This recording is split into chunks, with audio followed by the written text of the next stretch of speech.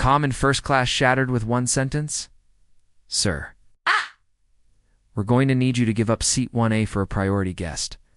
The flight attendant's voice cut through the soft music and clinking glasses like someone snapping a bone in. A quiet room, conversations thinned. Half-fastened seatbelt hung still. Newspapers and tablets paused mid-scroll as every eye drifted toward the man in the very front, David Harris. 46 wore a simple charcoal blazer over a plain white t-shirt, dark jeans, and clean loafers. To anyone glancing quickly, he looked like any other worn-out executive trying to steal a few hours of peace in a seat he'd carefully booked weeks earlier. No one in that cabin knew that David Harris was the founder and CEO of Aerocore Systems, a man whose software quietly kept half the country's flights moving on time. Right now, he didn't look like a power player. He looked like someone who just wanted to close his eyes and exhale. Peace lasted exactly 3 minutes. From the back of the cabin, swaggering up the aisle as if the plane itself were his living room, came the storm, Blake Carson, 33. Honey blonde hair styled like it had never met humidity. Designer sunglasses pushed up on his head. Blue dress shirt, rolled to the elbows to show off gym-sculpted forearms and an expensive watch that could pay for a college semester. He moved. With the lazy confidence of a man raised never to hear the word no, he didn't bother to look at anyone else. He already knew, in his mind, where he belonged. Seat 1A. The flight attendant, her name tag read Jenna Morris, stood frozen for half a second. A smile pasted on her face that didn't reach her eyes. Her hands trembled just enough to be noticeable. "If you were close," she bent slightly toward David. "I'm really sorry." "Sir," she whispered, her voice soft but stretched tight.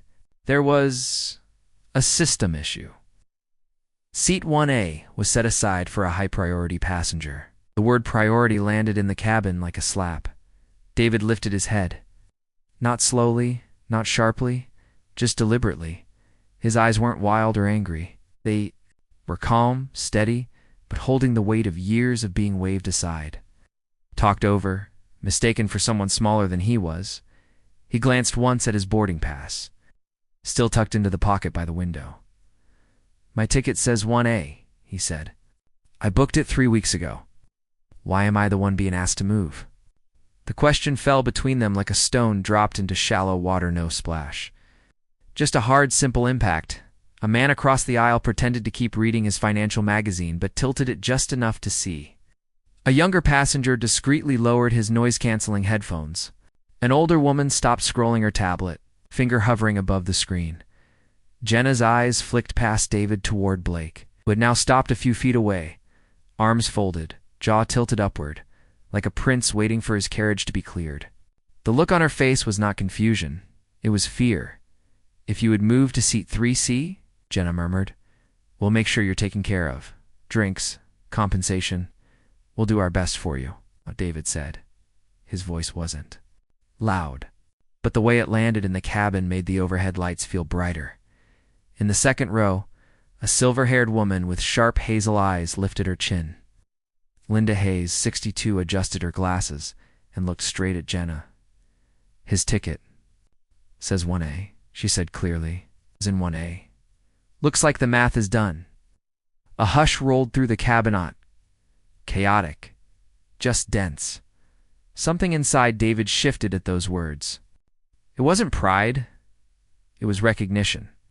For a moment, he wasn't in first class. He was back in a conference lobby where someone had tried to hand him a stack of flyers, assuming he was the assistant. He was standing at a podium where security had asked to see his credentials twice, not believing he was the keynote speaker. He was in rooms where people shook his hand without meeting his eyes.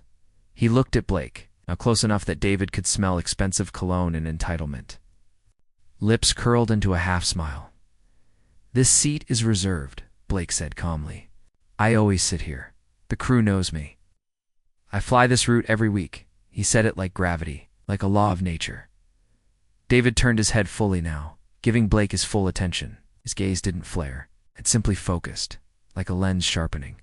"Don't care how often you fly," David replied. "Care that I paid for this seat." The silence that followed didn't feel empty. It felt crowded with every unspoken thought in the room. One young passenger in 1D quietly tapped his phone and opened his camera. A couple in the second row exchanged a tiny, satisfied glance, the kind that said, "Finally." Blake's smirk vanished, replaced by a brief flash of confusion, then irritation. "You're making this difficult," he said, taking a step closer. "They made a mistake. They'll move you. That's how it works." David's fingers curled lightly around the armrest. "Funny," he murmured. "I thought the way it works is that you sit where your ticket says." Blake inhaled sharply, ready to fire back, but Linda beat him to it. "Son," she said, her voice carrying the kind of authority that doesn't come from status, but from a lifetime of refusing to be pushed around. "The only mistake here is thinking your priority means his money and time matter less than yours." Small murmurs rose, teeny ripples of agreement, quickly smothered under the weight of tension. But under that tension, David's heart was pounding. This wasn't just about sitting near the front of the plane. It was about every time someone had looked at him and decided he could be moved. Pushed, redirected. Every time his calm posture and brown skin had made people assume he was not the one in charge. He drew a breath, slow enough that only he felt it. "If I stand up now," he thought, "I won't just be giving up a seat. I'll be confirming the script they've been running on people like me for years." He leaned back, shoulders pressing into the headrest, not in surrender, but like a man anchoring himself.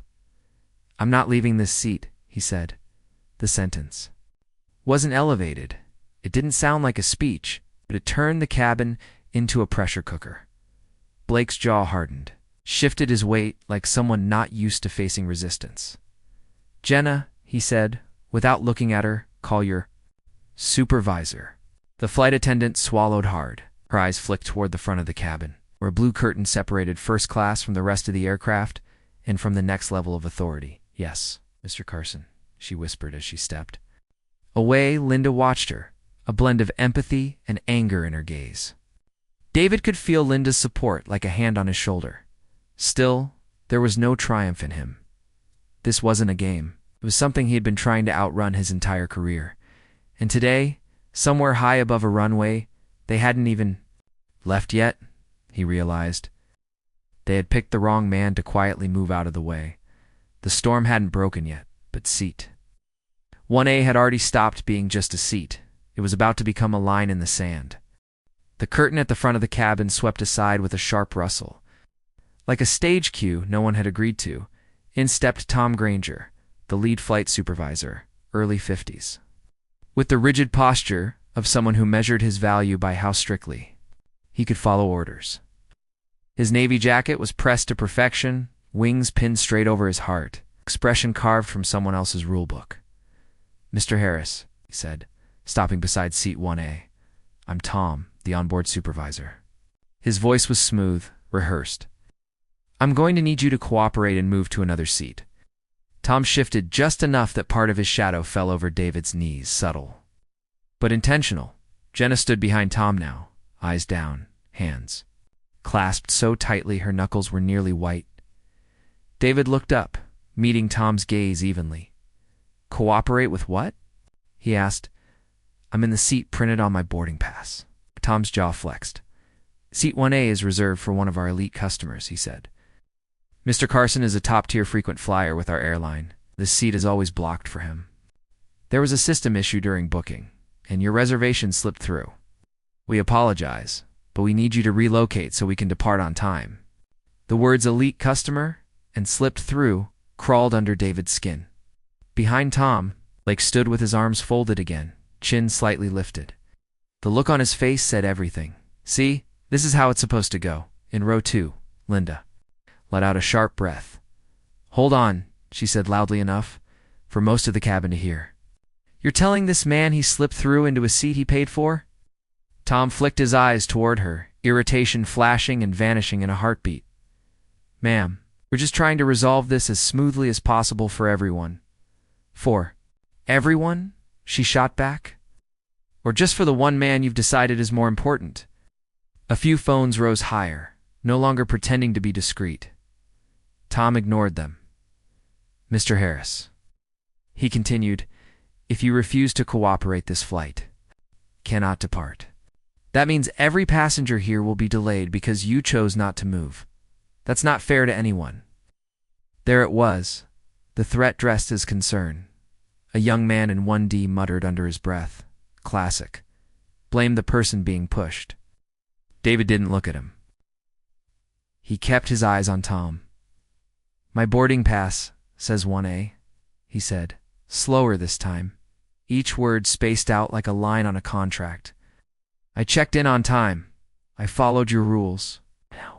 You're asking me to give up the seat I paid for so someone else can sit where he always sits. It's standard procedure, Tom insisted, voice tightening. We take care of our most loyal flyers. And what am I? David asked calmly. Disposable? The question was soft. It felt louder than any shout.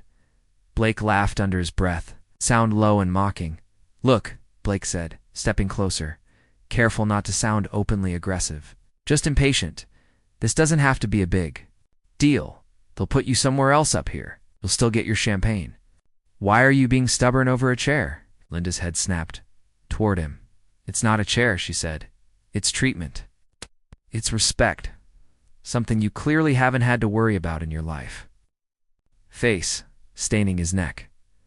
Ma'am, you don't know anything about my life, he snapped.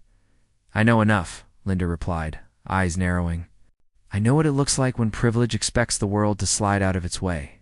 The air in the cabin grew thick, like the pressure before takeoff pressing against everyone's lungs. Tom's patience fractured. Mr. Harris, he said, his tone dropping any effort to sound friendly. I'm giving you a final chance to comply voluntarily.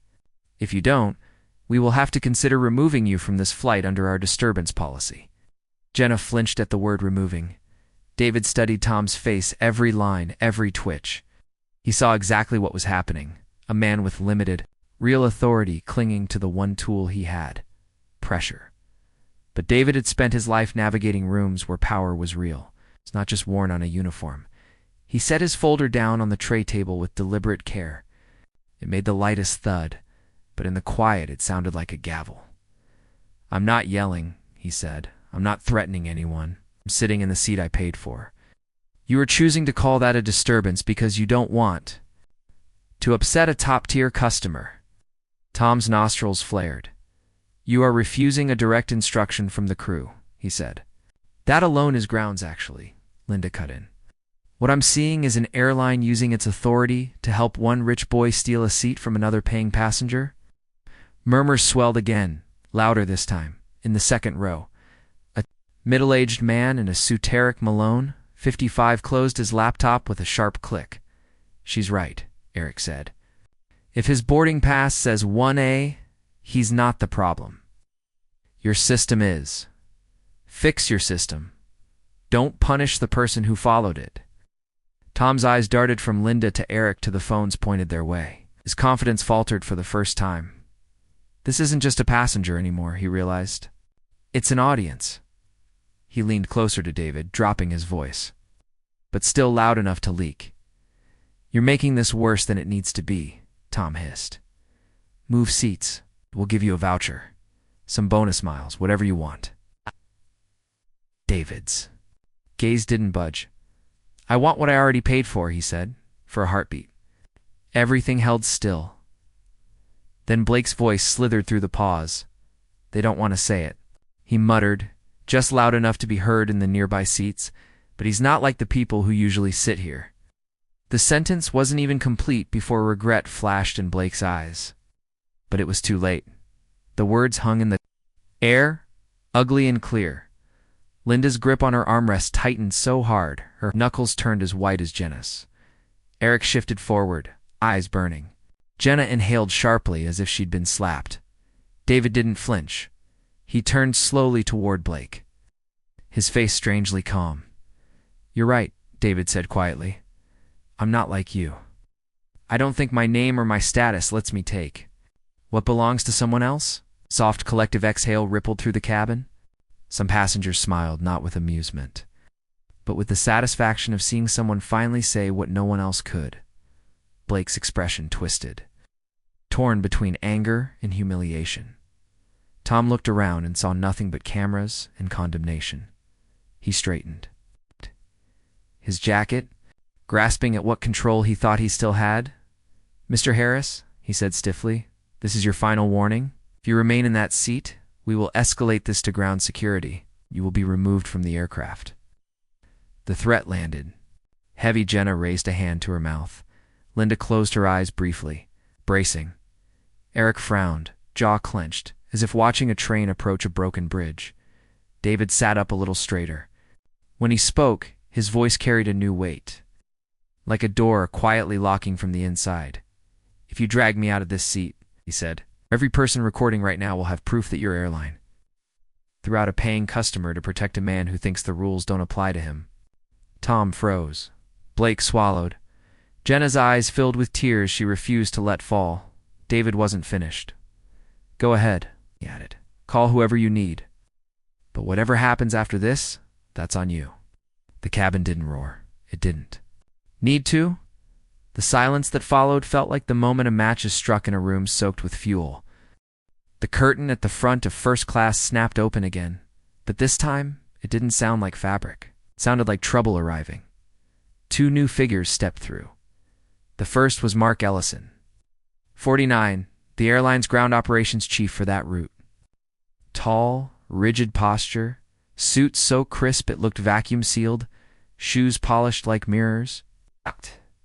His face held the kind of cold confidence that came from decades of enforcing rules without being questioned. Behind him trailed Tom Granger, Wood returned. With a look that mixed frustration and relief that someone with more authority had finally shown up to carry the burden he couldn't, a third uniformed staffer hovered near the curtain. Then another, and another. A human wall, the cabin, tightened at once. Phones lifted again. People straightened. The tension felt physical. Even David felt the shift, but he didn't move. He simply rested his palms on the armrests, fingers spread. Anchoring himself, Mark stopped at seat 1A and offered a stiff smile that held no warmth. Mr. Harris, he said, his tone sharp but controlled. My name is Mark Ellison, on-ground operations lead for this flight. I'm here to resolve this situation quickly so we can depart. He didn't ask anything. He didn't greet anyone else. He just delivered his script. Blake Carson, standing behind Mark with arms crossed, looked like he had just summoned reinforcements. He didn't even bother hiding the smug tilt of his lips. Mark continued. I've been informed that you have refused multiple requests to move from seat 1A after a reservation conflict. David turned his head slowly. Not a conflict, he said, a reservation I paid for. Mark ignored the correction. This seat is designated for an elite-tier customer, Mark said, nodding subtly toward Blake. Due to an internal glitch, you were placed here by mistake. To avoid further disruption for the flight and the 100-plus passengers waiting to depart, Linda Hayes cut in sharply. Oh, yes. Don't act like he's the one causing the disruption. X. Mark's jaw flexed.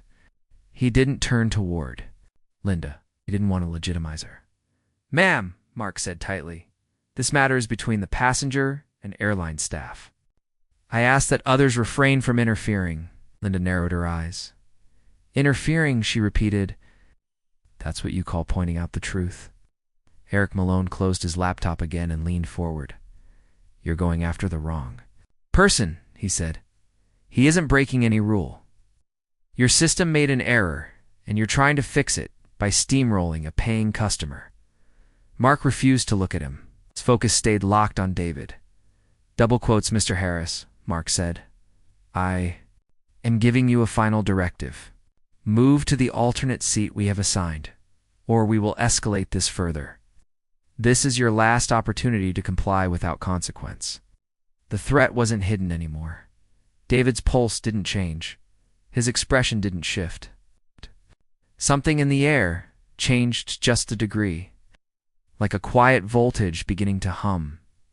He looked up at Mark. I'm not complying with something that strips me of the seat I legally purchased. Mr. Harris, Mark said, dropping the politeness entirely, if you do not move, we will be forced to remove you from this aircraft under airline policy. Gasps cracked through the cabin like breaking glass. Phones rose higher, openly now. Jenna took a step back, eyes wide. Tom chewed the inside of his cheek, knowing how bad this looked. Blake simply smirked again. Mark wasn't done. You will be escorted out, he said. We will rebook you on a later flight if possible, and you may be flagged for non-compliance. He paused. That can affect future travel. It's the intimidation. Wasn't subtle. David inhaled once, slow, controlled, grounded. He had been in boardrooms where billion-dollar deals hung on a breath. He had stood across from competitors who wanted his company gutted and handed off.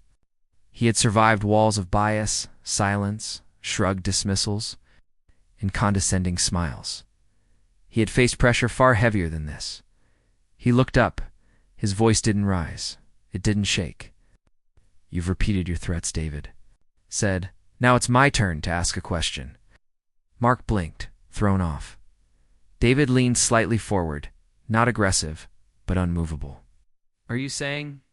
David asked clearly that this airline believes a frequent flyer status gives one man the right to take the seat another customer paid for?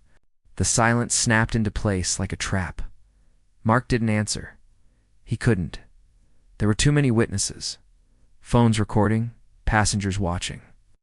The weight of the moment piling on him like sandbags.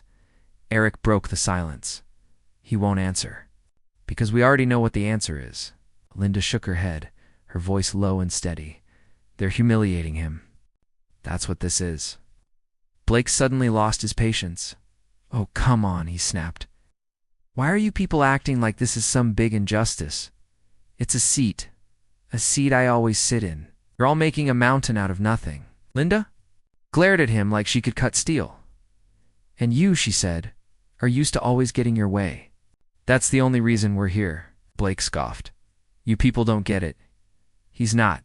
He stopped himself, but too late. The implication was already in the air. Heavy, ugly. David didn't move. He didn't have to. He simply turned and looked at Blake.com. To calm, you're right, David said quietly. I'm not like you. Blake clenched his jaw. David continued. I don't think the world should rearrange itself to make my life easier. A soft ripple moved across the cabin, not laughter, not applause, something quieter, deeper. Validation marks. Face heated. He could feel the shift happening in real time. Authority leaking. Public support flipping sides. Controls slipping. Enough, Mark snapped, the composure cracking through the words. Mr. Harris, this is your final notice. Move or you will be removed. David's face hardened not with anger, but resolve. Then remove me, he said, Mark. Stumbled not physically, but internally. The sentence hit him like a door slamming shut, David added. And when you do, every phone recording in this cabin will show the world that your airline dragged out a paying passenger to please a man. With an inflated sense of entitlement, Blake swallowed. Tom's eyes flickered with panic. Jenna quietly pressed a hand to her chest. David's voice dropped lower, steadier. Go ahead, he said. Make that mistake. The cabin went still. The kind of stillness that precedes lightning marks. Confidence collapsed under the weight of dozens of recording phones, and one man who refused to break. He exhaled through his nose, long and tight. Mr. Harris, he said, voice trembling slightly, you may keep the seat. No one reacted for a moment. The silence was too stunned, too full. Then a soft murmur spread. Disbelief mixed with relief. Blake stepped back, face drained. Linda closed her eyes with a tiny nod, victory, without celebration. Eric let out a slow breath he'd been holding, but David didn't celebrate, not even a flicker. He just leaned back into the headrest, eyes steady on the window, because deep inside him, something had broken. Something old, something worn. This wasn't a win, this was a wound. And for the first time since the confrontation began, David let himself feel it. Not the anger, not the adrenaline, the simple, heavy ache of being treated again like someone who could be shifted aside. He stayed silent, composed. But the damage was already done, not to him, to them, to an airline that didn't know who it had just challenged, because while the cabin calmed, while Blake shrank into the background, while Mark retreated through the curtain, David Harris was already moving toward a decision that would shake an empire, in seat 1A. That was just the spark. The wheels touched down in Seattle with a soft jolt, but the moment felt heavier than the landing gear could ever show. The night sky outside had fallen into a cold violet darkness, streaked with airport lights that glowed across the plane's metal body like scars. Passengers rose. Bags came down. Jackets slipped on, yet David Harris didn't move. He sat in seat 1A, still buckled, still quiet, still carrying the weight of something far deeper than what anyone else had felt that day. One by one, the people from first class drifted past him. Some nodded politely. Some gave him looks of sympathy. Others just avoided eye contact, unsure whether to acknowledge the storm they had witnessed. But the one who avoided him the most was Carson. Blake hurried up the aisle, with his head bowed, shoulders tight, breathing sharp. None of the swagger he'd worn earlier survived the landing. The arrogance that floated off him like expensive cologne earlier had evaporated completely. He didn't look at David, not once. He walked past him like someone trying to escape the scene of something shameful. David didn't flinch, didn't turn, didn't even blink. He simply watched the shadows of the aisle stretch as Blake slipped away. Next came Jenna Morris. She paused at the edge of row 1, hand clutching the headrest, face soft and bruised by guilt. I'm sorry, she whispered. David gave a faint nod. No bitterness, no confirmation, no absolution, just acknowledgement. Jenna lowered her eyes and walked off the plane, shoulders trembling, knowing she had followed orders she wished she hadn't. Then, Linda Hayes stepped closer. She didn't rush. She didn't shrink. She stood with the quiet strength of someone who'd lived long enough to recognize injustice. When she saw it, she placed her hand gently on the seat in front of David, steady. Warm, human. You did the right thing, she said. Don't doubt that. David looked at her, and for the first time since the confrontation began, something softened in his gaze. Not vulnerability, not gratitude. Something like recognition. They thought they won, Linda continued, by letting you keep the seat. Her eyes hardened slightly, but they have no idea who they just provoked. David exhaled. Slowly, quietly. I just wanted to be treated fairly, he said. I know, Linda nodded, and that's exactly why this shook them. With that, she stepped down the aisle and disappeared into the soft hum of people disembarking. Soon, the cabin was empty. Silent, only David remained. He unbuckled his seatbelt, stood, and took a deep breath, the kind that feels heavier going out than going in. Then he walked out of the plane and down the metal stairs into the sharp night air. At the bottom waited a sleek black sedan. The door swung open, and Andre Lewis, his longtime driver, stepped out with a familiar nod. Evenin', boss, Andre said. Flight go smooth. David paused, not for dramatic effect, but because he had to choose between the easy answer and the honest one, he chose the easy one. It was fine, he said. But Andre, who had driven David for nearly 10 years, caught the truth instantly. David's shoulders were tight, his jaw was set, his eyes were darker than usual. Andre didn't push, he only nodded and opened the door. David slid into the back seat. The city lights flickered across. His reflection in the window fragments of amber, blue, white. Shadows passed over his face, stretching and twisting like the thoughts he had kept locked behind his calm. His phone buzzed nonstop, board updates, congratulatory messages, deal confirmations, reminders from executives, everything he had built. His company, his leadership, his reputation filled his notifications. But tonight, it all felt like noise. The confrontation replayed in his mind, but not the part where he refused to move. Not the part where the cabin supported him. Not the moment Mark Ellison backed. No, the moment that wouldn't leave him was smaller, quieter. You're not like us. Blake's voice careless, entitled, soaked in the arrogance of someone who had never been told to sit down, echoed. Sharp in his head, David looked out the window, jaw tightening again. He wasn't angry about the seat. He knew that. He was angry about the assumption layered beneath it. The assumption that he was second tier, expendable, movable, replaceable, that his place in the world is always negotiable to someone with a louder voice or a shinier title. He clenched his hand. Not in rage, but in quiet, contained hurt. It wasn't the first time. It wasn't the 10th. It wasn't the 100th. It was just the first time it happened so openly, so publicly, with an entire cabin watching. And something in him snapped. Not loudly, not violently. Just permanently. Later, in the polished quiet of his home kitchen, David poured himself a glass of water. Clink of the glass against the counter echoed like a reminder. He stared at the faint, concentric rings in the water as the vibrations settled. He saw the flight, the humiliation, the eyes watching. The subtle dismissal that cut deeper than anything Mark Ellison had said. His hand tightened around the glass. Someone had to pay not because of ego, and not because of anger, but because respect wasn't a perk. It was a right. He pulled out his phone. He dialed a number he knew by memory. Nora Benson, his coup, the engine of AeroCore Systems.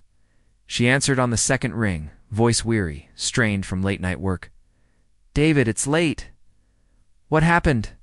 David didn't ease into it. "Nora," he said, "I want every contract we have with Aerosky Airlines on my desk tomorrow." She blinked, even though he couldn't see it. "That's all of them?" "All of them," David repeated. "Every clause, every dependency, every point where they rely on us." Nora paused. The silence wasn't confusion. It was recognition. She knew this tone. She had heard it only twice before, major acquisition decisions that reshaped entire sectors. "David," she said carefully, "what happened on that flight?" His eyes drifted toward the dark window where his reflection stared back. Calm exterior, storm beneath. "I'll explain in the morning," he said. "Just have everything ready." Nora exhaled. "I'll be in the office at 6. He hung up. David walked to the large windows overlooking Seattle's glowing skyline. Lights flickered like tiny stars caught in a glass dome. He stood still, breathing steady, letting the city's hum settle into the cracks of the night. Then, in a voice meant only for himself, he whispered, "Seat 1A will be the most expensive. A lesson they've ever learned." The words didn't float. They sank deep, cold, unshakable, because tonight wasn't the end of the story. It was the beginning of a war. Seattle was still asleep when David Harris stepped into the towering glass building that housed AeroCore Systems. The sky outside was a muted gray, kind of morning that felt heavy before the day even began. But inside the executive boardroom, the air buzzed with a quiet, electric tension, because Nora Benson was already there. Stacks of thick, tabbed contracts were spread across the mahogany table, each marked with red flags like wounds waiting to be reopened. Her laptop glowed with charts, dependencies, diagrams, infrastructure maps, the quiet skeleton of the airline industry. Nora straightened as David walked in. "You weren't kidding," she said. Her tone wasn't annoyed, wasn't confused. It was sharp alert, the tone she used only when she sensed something serious enough to shake entire markets. David sat down at the head of the table, folding his hands. "Show me everything." Nora pushed the first stack toward him. "This," she said, "is Aerosky's entire integration agreement with AeroCore?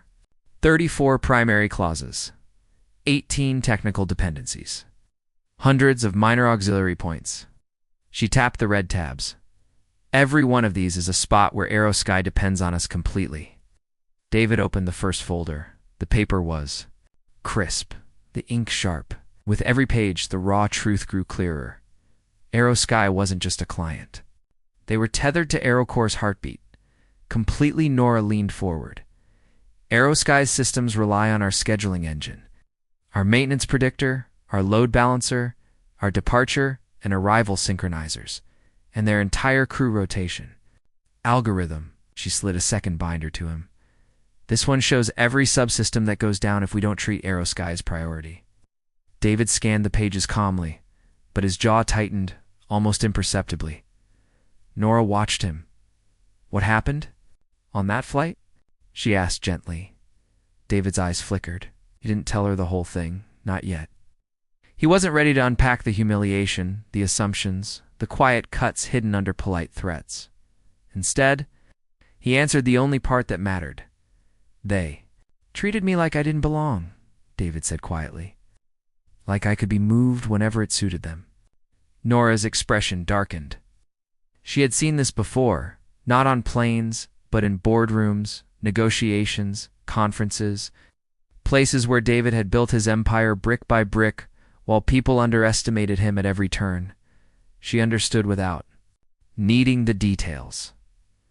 Then it's time they learned, Nora said. David nodded once. Prepare the priority system.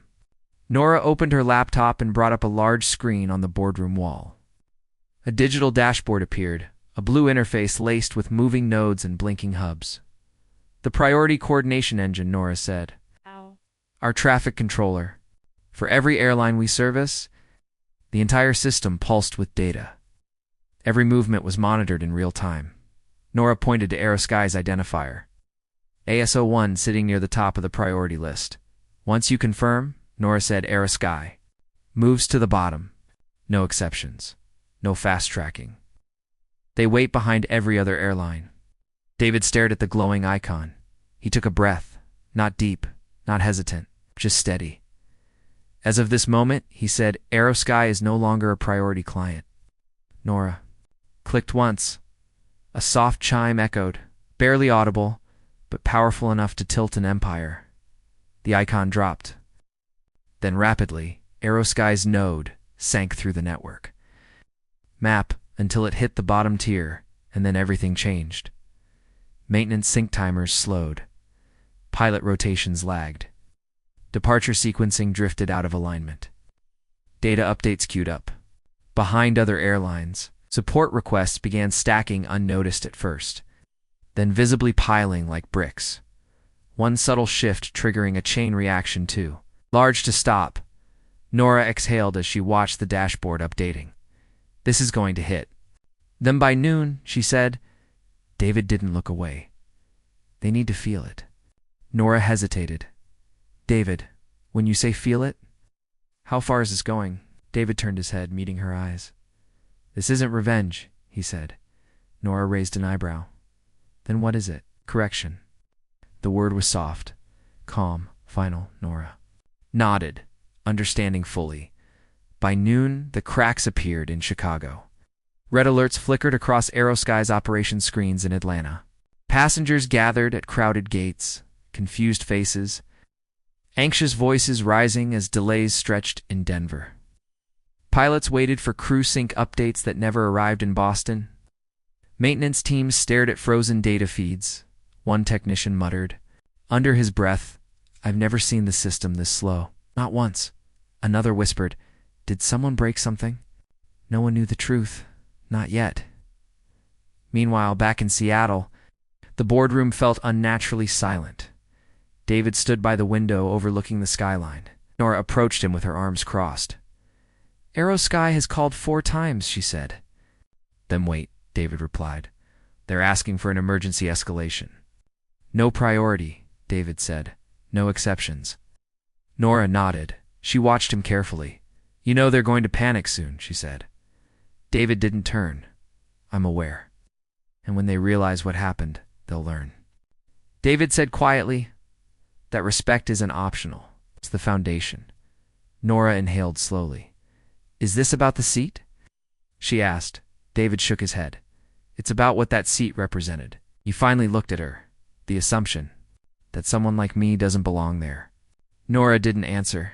Didn't need to. She looked at him with a deep, steady understanding, not pity, not shock, but solidarity. Then they deserve what's coming, she said. David didn't smile. He simply closed the folder in front of him. Prepare for the fallout. At that exact moment, in the New York headquarters of Aerosky Airlines, panic was spreading like spilled paint. Screens flashed warnings. Phones rang nonstop. Supervisors shouted over each other. Managers ran. Between departments, executives demanded answers no one had. What caused this? Why are crew rotations stalling? Why isn't maintenance sinking? Why are there 50 support tickets unanswered? Where is the priority pipeline?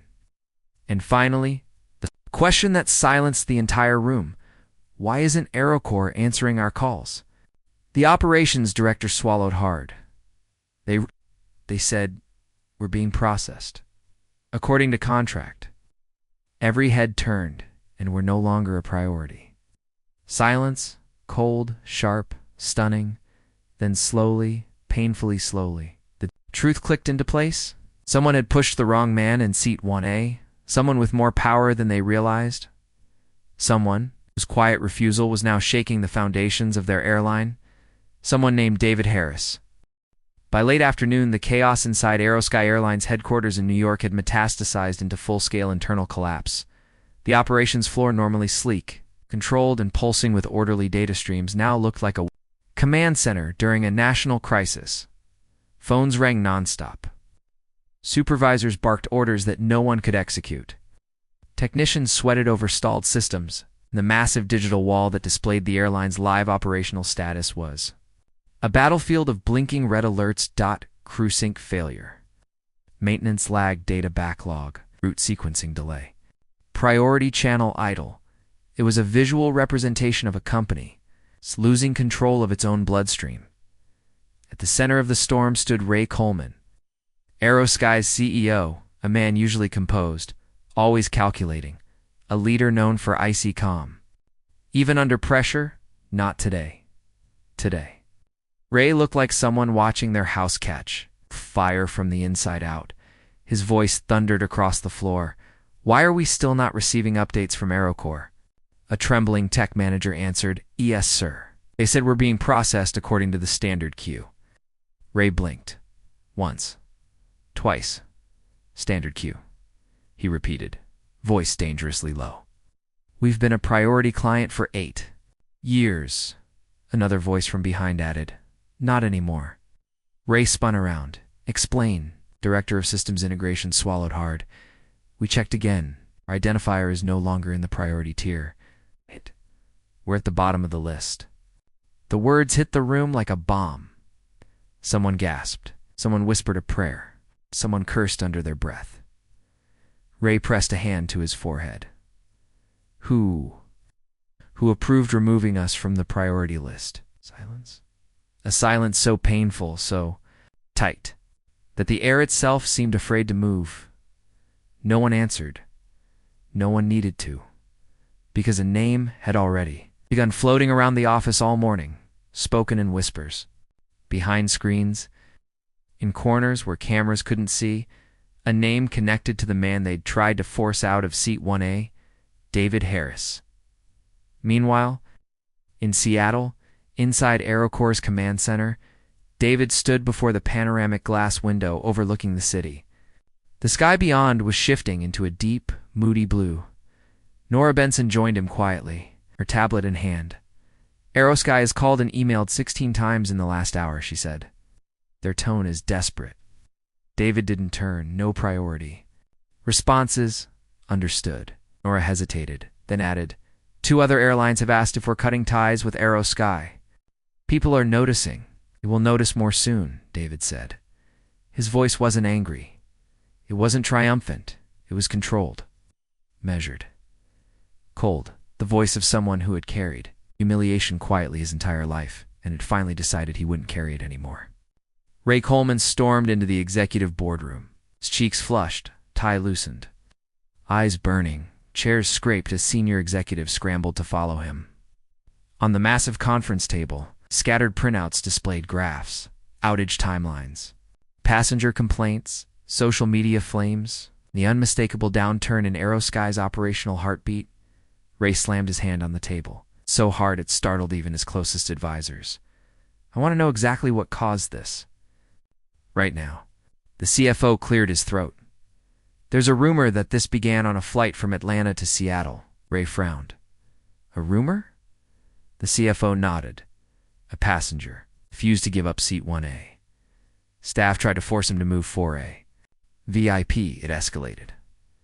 Ray scoffed. This is all because of a seat?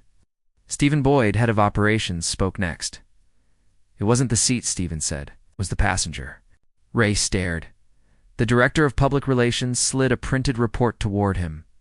This is the name on the manifest, she said. Ray picked it up, his eyebrows cinched together. Passenger David Harris, CT-1A. Affiliation, AeroCore Systems CEO. The paper slipped from Ray's fingers. He didn't pick it back up. He staggered back a step, gripping the edge of the table.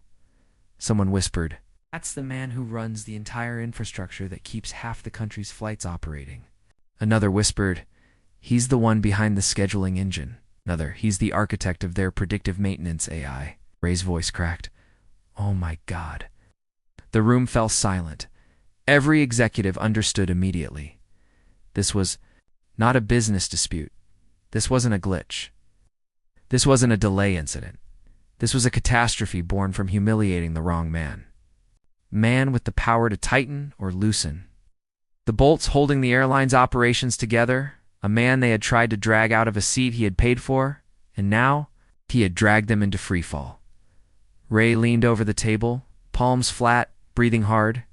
"Get him on a call," Ray ordered. "Now, immediately." Stephen shook his head. "He isn't responding. Try again." "We've tried." His team said, "He's unavailable." "Unavailable?" Ray shouted. "Our airline is collapsing." "He knows," Stephen said quietly. "He knows exactly what he's doing." Back in Seattle, Nora walked into the boardroom holding a phone. "Ray Coleman wants to speak with you," she said. "He's calling nonstop." David didn't even look up. "Decline it." Nora froze for a moment and nodded. She pressed the red button and set the phone face down. David finally spoke. "They're going to blame their staff," he said. "They're going to blame their systems. They're going to blame everything.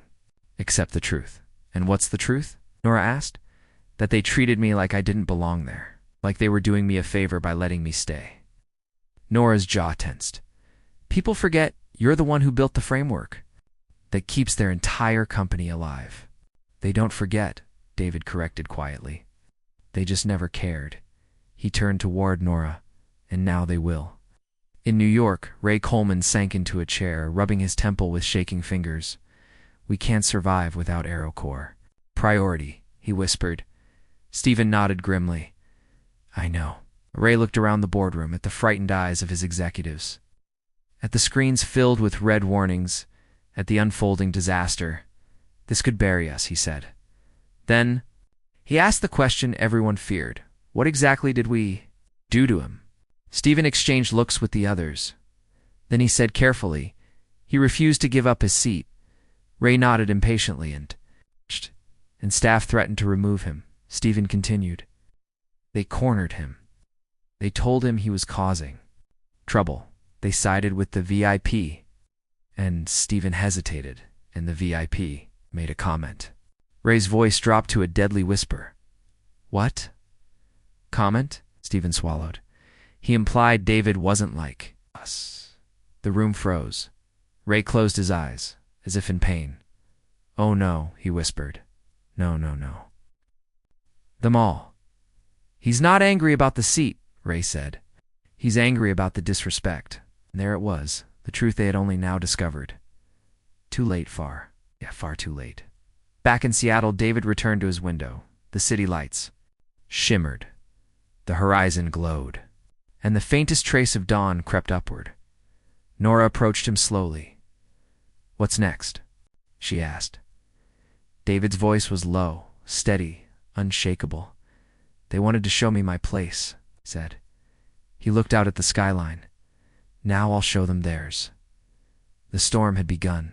This time it wasn't stopping at delays or angry passengers. This was the kind of storm that rewrote the rules of power and ended the myth of untouchable privilege. The fall of Aerosky didn't begin quietly. It roared. By the end of the second week, the airline's collapse wasn't just visible inside operations centers or whispered among executives. It was everywhere, on news channels, in airport terminals, across social feeds, side boardrooms of other airlines, on the phones of angry passengers, stranded across the country. Aerosky's downfall had become a national spectacle and a warning. Asterisk at Los Angeles International Airport. 50 passengers crowded around Gate 22 demanding answers from a flight. Attendant, who looked seconds from crying, a woman in a tracksuit, shouted, We've been stuck here for 6 hours. You can't keep blaming technical delays. What system breaks for 2 weeks straight? A businessman slammed his suitcase. This airline is finished. Someone else yelled, "Give us refunds." Voices rose like a chorus of fury. A teenage boy live-streamed the chaos on his phone. "Guys, look," he said to his followers. "You know that viral Seat 1A story? Yeah, the whole airline's falling apart now. It's insane." His comments filled instantly. Couldn't have happened to a more arrogant company. Respect your passengers next time. Seat 1A broke an empire. Asterisk. The internet feasted. Millions watched the unfolding disaster like it was a reality show. The top trending topic on X, TikTok, and YouTube, hashtag #AeroSkyFail, the second trending. Seat 1A, you're woven into almost every viral post was a single screenshot. David Harris, CEO. Aerocore Systems passenger of Seat 1A, people connected the dots quickly. How do you harass the guy who literally runs your entire back-end system? One user wrote. Another, imagine kicking the architect of your entire flight network out of his seat. That's beyond stupid. Some turned it into dark humor. Let this be a lesson. Be nice to everyone. You never know which one controls your entire airline infrastructure. Even comedy accounts joined in. Breaking. Aerosky delays now available as NFTs. Each one unique, each one useless. The airline's reputation was crumbling faster than their operational schedules. Asterisk in the executive boardroom. Panic had become the new oxygen. CEO Ray Coleman stood at the head of the table, hair disheveled, shirt wrinkled, eyes bloodshot. Staring at a new sheet of numbers, it was worse than yesterday. Worse than the day before. A senior analyst spoke, voice trembling. Our stock is down 47%. The CFO added, we've lost nearly half our market value. The head of public relations whispered, major investors are pulling out. Director of operations read off new stats with a hollow voice. 68 flights canceled today. It's more than 100 delayed. 3,000 passengers affected. On the giant screen, all red dot, always red dot, Ray pressed a fist to his forehead. What is Aerocore saying? He asked. Stephen Boyd swallowed hard. They refused priority reinstatement without a conversation. Then schedule one. Stephen shook his head. They said, David Harris isn't available. Ray snapped. He has to be. 8, Stephen replied. Quietly, he doesn't. The room fell into a tense, breathless silence. Asterisk in the far corner. Sitting small in a leather chair was the one person who had been avoiding eye contact since the crisis began, Blake Carson. He looked nothing like the platinum-tier prince he once pretended to be. He hadn't shaved in days. His shoulders were hunched, his face pale, eyes darting nervously at every raised voice. He whispered, I didn't know who he was. I swear I didn't know. Ray snapped toward him with a fury that could have cracked glass. You didn't. Need to know who he was? Blake recoiled. Ray moved closer, voice filled with rage and disbelief. All you had to do was treat him with basic decency. Blake stuttered. I always sit in that seat. They moved him because you asked. Ray roared. Damned. And now thousands of people are stranded because of your entitlement. Blake's lips trembled. Ray closed his eyes, inhaling. Through his nose, then quieter. You didn't just embarrass yourself. You embarrassed this entire company. Blake lowered his head like a child being scolded. But with consequences no child could ever imagine. Asterisk inside Aerocore's top-floor conference room. David stood before a wall of monitor screens showing real-time airline performance metrics. Aerosky's dashboard was a sea of red. Delays, backlogs, failures, groundings, passenger chaos. Media storms. Nora Benson stepped beside him. Aerosky called again, she said. 5 times in the last hour. David didn't react. She added, they want to request an emergency negotiation session. Still, David remained silent. Nora folded her arms. You know they're going to collapse if we don't intervene. David finally turned to her. And did they care if I collapsed when their staff humiliated me in front of a cabin full of people? Nora sighed. You don't need revenge. David shook his head. This isn't revenge. Nora waited. It's accountability. Asterisk that afternoon, Aerosky's legal department finally sent an official message. A formal request. Heavily worded. Politely desperate too. David Harris subject. Emergency meeting request regarding operational crisis. David read the email on his phone. He didn't smile. He didn't tense. He didn't flinch. He only felt tired. The kind of tired that comes not from anger, from years of carrying the quiet weight of being overlooked, underestimated, or pushed aside. He put the phone down. Nora stepped closer. Well? She asked. David responded calmly. Deny it. Nora blinked. You're sure? David nodded. They didn't listen when I spoke softly. Let them learn from the silence. Asterisk in New York. Ray Coleman read the one-line response. Mr. Harris is unavailable. Ray's hand trembled as he lowered the paper. This is bad. He whispered. Stephen nodded gravely. Worse than we thought. Ray looked around. Prepare a public statement. And anyone get me a personal line to David Harris. Blake whispered. He won't talk to you. Ray glared at him. He has to. No, Blake murmured, staring at the table. He doesn't. Asterisk in Seattle. David stepped out onto the balcony overlooking the shimmering water and skyline. The air was cool. The city lights reflected like shattered stars across the bay. Nora joined him. David, she said quietly, this will be remembered for years. David's voice was steady. They thought they could decide where I belonged. His eyes hardened. Now, I'll decide where they belong. He turned away from the city. Tomorrow, he added, we move to the next phase. Nora exhaled. What's the next phase? David walked back inside, voice low but absolute, letting the world see the cost of arrogance. Morning sunlight spilled across the glass towers of New York City. But inside the top floor of Aerosky headquarters, the atmosphere felt like dusk, heavy, dim, suffocating. Executives filed into the crisis room, one by one. No small talk, no coffee chatter, no optimistic half-dash smiles, just fear, just the sound of chairs. Pulling back and papers rustling with the stiffness of dread, at the head of the table stood CEO Ray Coleman, shoulders slumped, hair uncombed, tie loose enough that it barely resembled a tie anymore. On the giant screen behind him were 3 impossible numbers.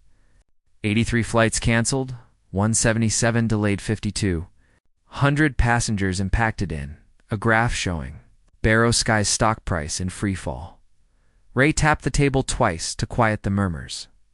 Let's begin. He didn't raise his voice. He didn't need to. Silence swallowed the room. A systems director stepped forward. Voice thin. We traced the root of our delays to the back-end support queue. AeroCore is processing us last. Ray nodded bitterly.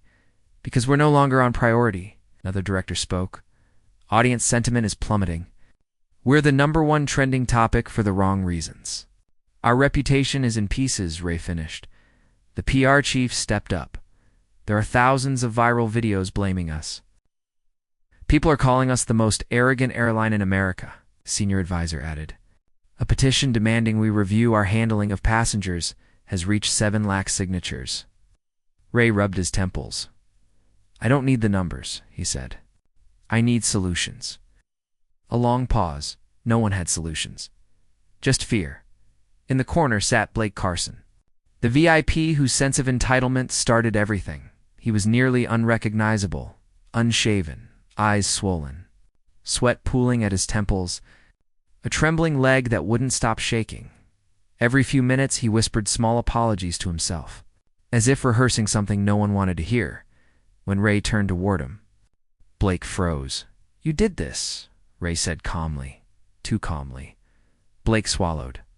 I didn't know who he was, Blake whispered. Ray leaned closer. You didn't need to know who he was. Blake blinked tears. I tried to message him, Blake stuttered. I sent a DM. I apologized. Ray's voice cut clean through him. You humiliated a man in front of a cabin of people. You insisted on a seat like it was your birthright. You triggered the worst collapse in our airline's history. Blake dropped his head and covered his face with both hands. I'm sorry, he whispered. I didn't mean for this to happen. Ray stared at him, expression cold. That's the problem, he said. People like you never mean it. The coup cleared his throat. Ray, we drafted a formal apology letter to David Harris. We propose issuing it publicly. It might help. Ray took the printed letter. The wording was careful. We deeply regret the events that unfolded on Flight 372. We apologize for the disrespect shown to Mr. Harris. Ray tossed the letter back onto the table. This isn't enough. Stephen Boyd, head of operations. Lean forward. We need to meet him in person. Ray nodded slowly. And how do you propose we do that when he refuses every call? Stephen hesitated. We fly to Seattle. The room stirred. Show him we're serious, Stephen said. Show him we respect him enough to face him directly. Ray considered this. It was humiliating. It was desperate. It was their only option. Book the flight, Ray ordered. Everyone exhaled in shaky relief. Everyone except Blake, who whispered, he won't want to see us. Ray turned slowly. No, Ray said. He won't. But he needs to understand something. What? Blake asked. Ray clenched his jaw. That we're sorry. And that we're willing to beg. At AeroCorps headquarters, David sat in a quiet lounge overlooking Elliott Bay. The water shimmered beneath the morning sun. Waves moved gently. The city hummed softly. He felt none of it. His posture was calm, but his chest carried the kind of heaviness that comes from being slashed in places no one can. C. Nora Benson approached him. Aerosky sent another request. David didn't turn. No. And they're coming to Seattle. David paused. Who? Ray Coleman. Several executives. And Blake Carson. Nora nodded. Yes. David shifted his gaze toward the water again. The wound from Seat 1A wasn't gone. It wasn't healed. It wasn't even scabbed. But now, it was steady, focused, sharpened. He exhaled. Let them come. Hours later, Ray Coleman and his executives sat in the sleek lobby of AeroCorps headquarters. Everything felt too clean, too polished, too organized. Ray tugged at his collar. Stephen's hands wouldn't stop fidgeting. Blake sat rigid, eyes darting at the marble floor. Finally, Nora appeared. Mr. Harris will see you, she said. Ray nodded gratefully. They followed her down a long hallway until they reached a conference room, spacious, quiet, minimalist. David Harris stood with his back to them. Looking out the window at the city below, he didn't turn. He spoke. First, sit. His tone wasn't rude. It didn't need to be. It was the tone of someone who held all the power and didn't need to raise his voice to show it. The executives sat. Blake's knees shook so hard the chair rattled.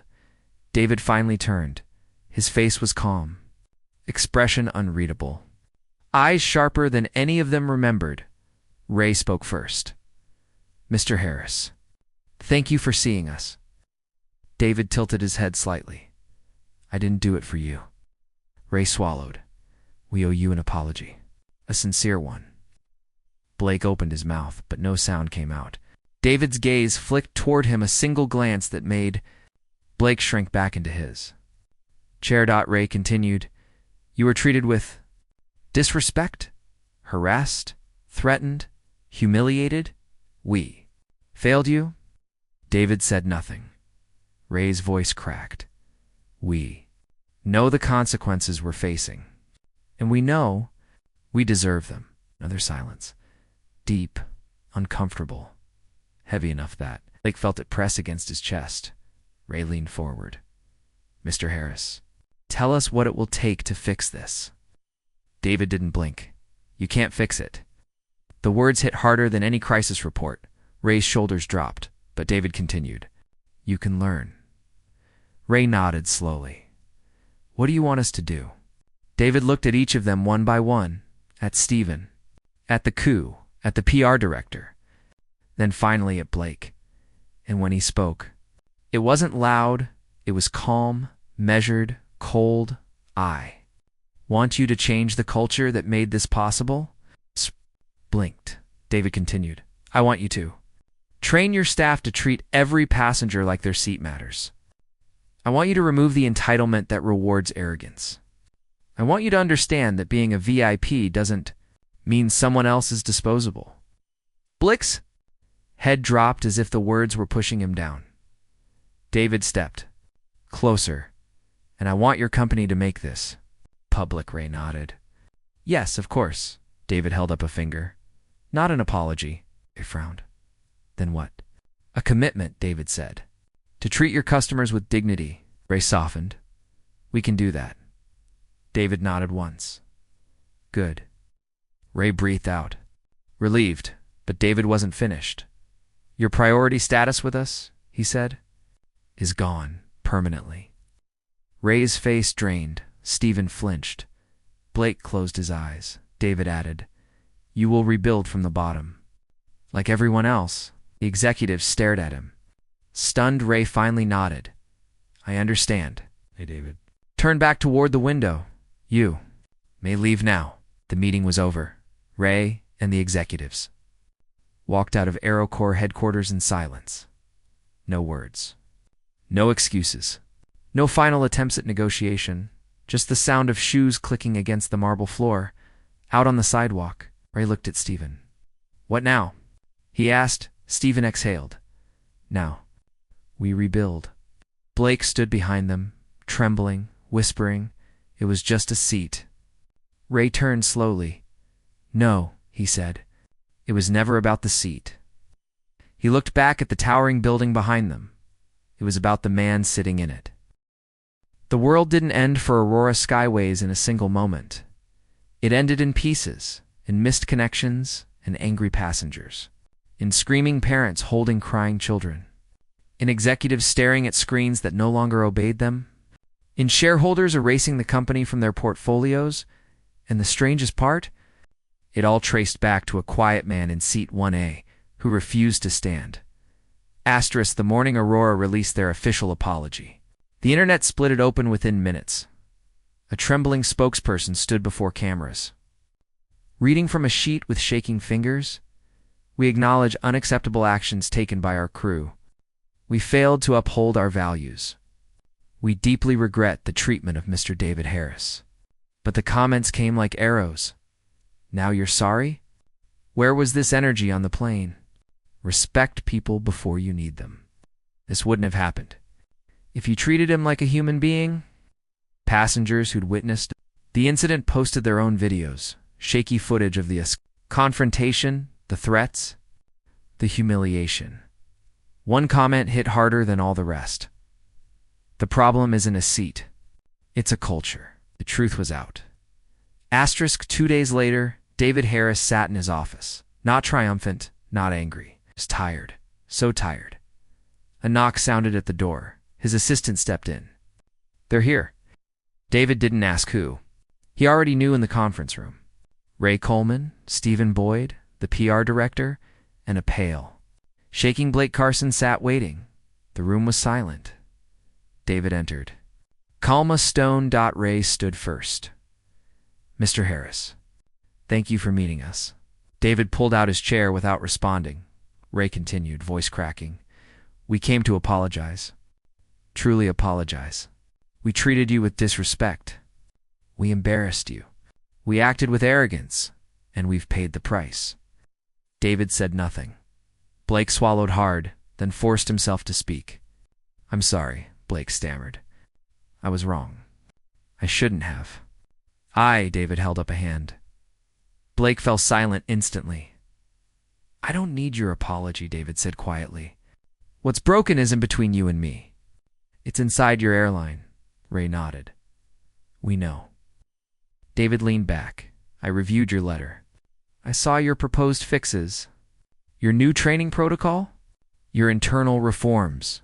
He paused, and I declined them. Ray looked crushed, but he didn't argue. Mr. Harris, he pleaded, what do we have to do? Please, our airline is crumbling. David folded his hands. You want to save your company? He said. Then rebuild it. Clean it out. Replace the entitlement with accountability. Replace privilege with standards. Replace silence with courage. Ray blinked hard, forcing back emotion. We will. David's voice stayed steady, but not with my company's support. Our contract is finished. Blake's face drained to chalk. Ray dropped his gaze. David stood. You didn't lose because of technology, he said. You lost because of how you treat people. Then he ended the meeting.